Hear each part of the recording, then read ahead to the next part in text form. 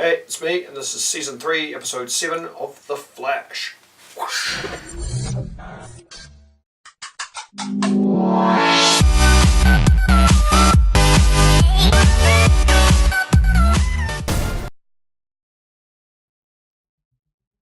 So I liked how they used the plot device of no one else being able to see Saboteur except for Barry, and so Barry's sort of being held by an invisible force, and Joe's like, I'm gonna shoot Barry, I think, because Barry's sitting there screaming, just shoot, because he's expecting the bullets to actually hit Saboteur and do something. And then Barry disappears into the Speed Force with Saboteur, and they start bouncing from location to location. It's this really cool kind of tunnel situation.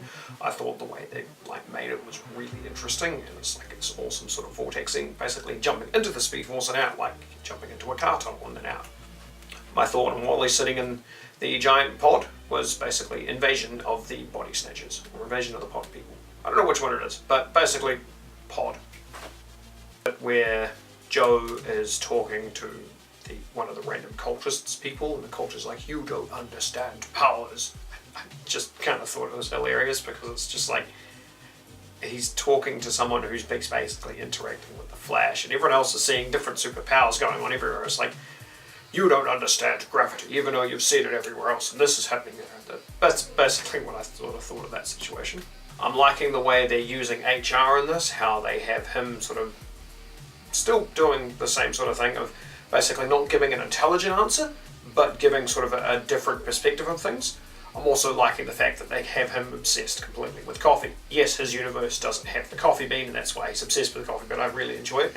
Could possibly be an overarching thing, or it's just the simple fact that he's just overly obsessed with coffee, and I think it's kind of funny.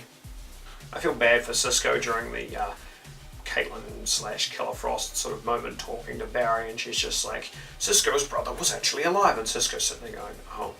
But I do like how he's been pushing through it, going, yes, I understand, I can deal with this later, but for now, I'm going to push on, and I'll get pissed off and annoyed later. I'm enjoying how Cisco's dealing with this sort of situation. I also find it kind of cool how Julian, who's being the one who's kidnapped, and he's in the middle of searching like an algorithm to try and help locate Alchemy, and Barry comes in as the Flash. He's like, just knock her out. And he's just like, poof, knocks him out instead. I think he gets put into a coma, basically, for the episode, but it's still kind of cool how it's just basically, yep, nope, knocked out, cool. I'm enjoying the creativity of the ice that Caitlin's using, how she's just sort of basically freezing bits and pieces here and there, and sort of freezing icicles and firing icicles. It's kind of generic, but then she's sort of freezing bits off her fingers, and then she's not freezing them, and it's really cool. Going off that, I'm also enjoying the fact that we didn't have to wait episodes miles away for Cisco's vision to actually become a thing. Although the vision isn't fully accurate, considering things have sort of changed since then, but at the same time, the location, everything else is there, and I was just like, yeah, this is the actual moment where everything's happening. There's this moment where Barry is joining in on the fight between Cisco and Caitlin, and they end up on the ground, and Caitlin ends up getting on top of Barry and actually kisses him to start freezing him. And I like to think that it's a hot situation, or possibly a cold situation. I don't know, I'm getting mixed messages from this. I'm kind of a little annoyed how obvious they had Julian turning out to be the alchemy guy, or at least being a alchemy follower. Maybe alchemy isn't just one person, and it's just Saboteur just picking different people to be alchemy each time. But I kind of really wanted Julian to actually be someone else and not be alchemy, because everyone else figured out he was alchemy and came up with reasons why he was alchemy, and the story kind of led to it too, obviously. And I feel like it's being made so obvious that maybe it's not actually going to be that. It's actually going to be he's not really alchemy, he's just someone who is one of the alchemy followers. And there's actually like 3 or 4 different guys who wear the alchemy mask, and they're different people each time. So maybe that might be what's going to happen. So next week, big crossover thing.